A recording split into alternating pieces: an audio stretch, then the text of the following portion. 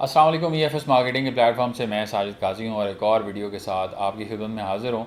CDA ने illegal housing societies के ख़िलाफ़ एक्शन लेने का फ़ैसला किया है और उसमें 100 सोसाइटीज़ को इल्लीगल करार देते हुए एक लिस्ट जारी कर दी है। और उस लिस्ट का क्या फ़्यूचर होगा, उस लिस्ट में आने वाली सोसाइटीज़ का क्या फ़्यूचर होगा, वहाँ पे इन्वेस्टमेंट्स का क्या फ़्यूचर होगा, ये सारी चीज़ें आपके सामने रखने जा रहे हैं इस वीडियो के अंदर।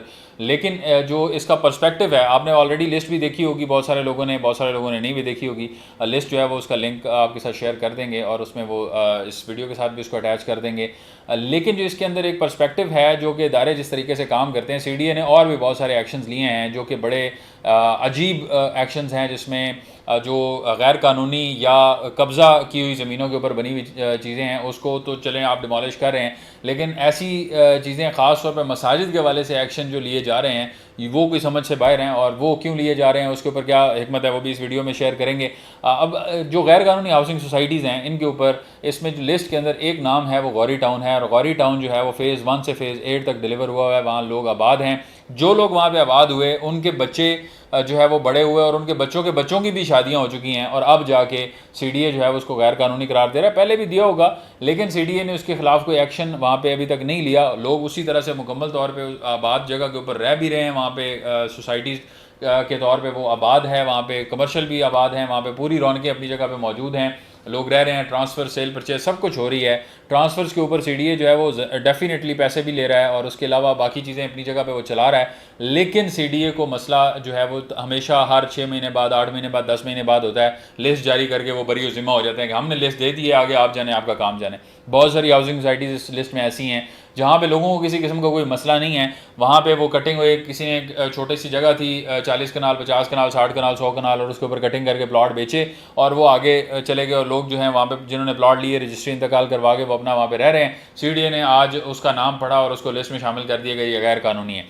अब ये सारी चीज़ें जो हैं, ये जब चीज़ें बन रही होती हैं ये उस टाइम एक्शन लेने वाली बात है, लेकिन क्योंकि इदारे जो हैं या कोई भी है, मैं मिसाल के तौर पे मैं हूँ, मैं इस सीट पे बैठा हूँ, मेरा एक काम है, मैं वो काम नहीं करना चाह रहा, फाइलें मैंने अपने टेबल पे ढेर लगाया हुआ है और मैं देख नहीं रहा क्योंकि मेरे पास टाइम नहीं है। मैं और बहुत सारी चीज़ें देख रहा होता हूँ, यूट्यूब के ऊपर वीडियोज़ देख रहा होता हूँ, मैं कॉन्टेंट देख रहा होता हूँ, बहुत सारी टिकटॉक पर वीडियोज़ देखनी होती है। मैं रोज़ाना की अगर 2-3 हज़ार 4,000 वीडियोज़ ना देखूँ, स्क्रॉल ना करूँ उसको, तो फिर वो डेफिनेटली एक अच्छी जो है वो रात को अच्छी नींद नहीं आ सकती उसके ऊपर।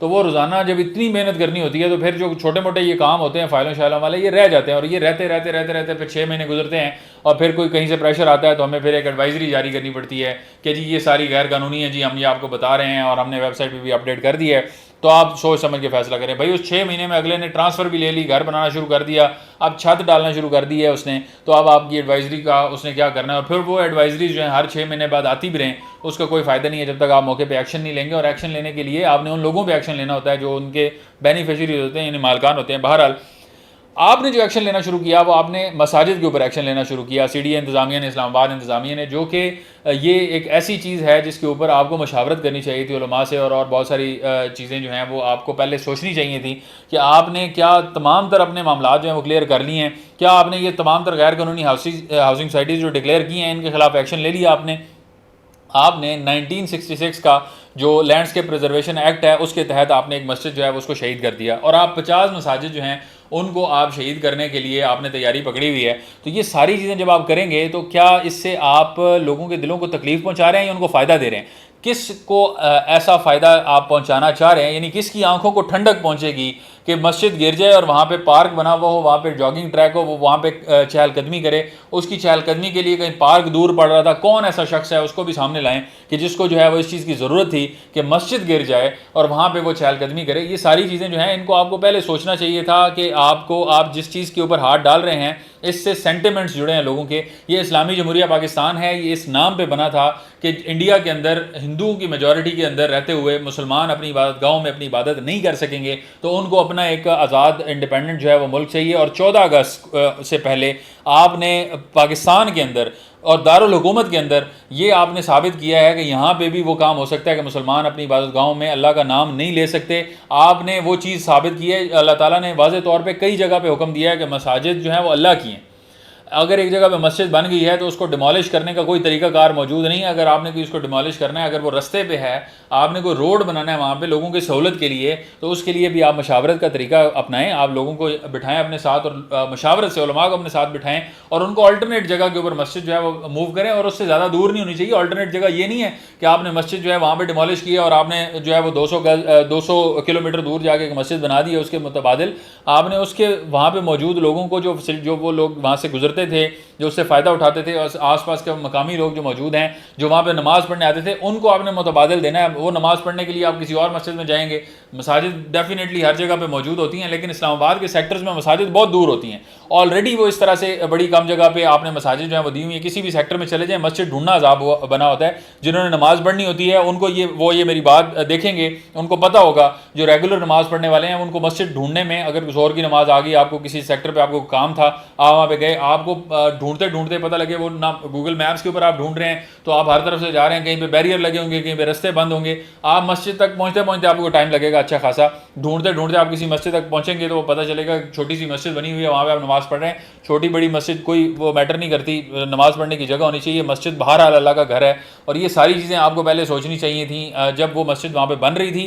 फिर उसके बाद मुसलसल साल से वहाँ पे बच्चों को जो है वो वहाँ पे मदरसा भी है, बच्चे पढ़ भी रहे हैं। आपने उस टाइम नहीं सोचा और आपने अचानक रातों रात डिसीजन किया कि इशा की नमाज के बाद लोग अपने घरों को गए, आपने रात को ऑपरेशन किया, मस्जिद डिमोलिश की, सुबह वहाँ पे पौधे लगा दिए। पौधे लगाना आपके लिए ज़्यादा ज़रूरी था।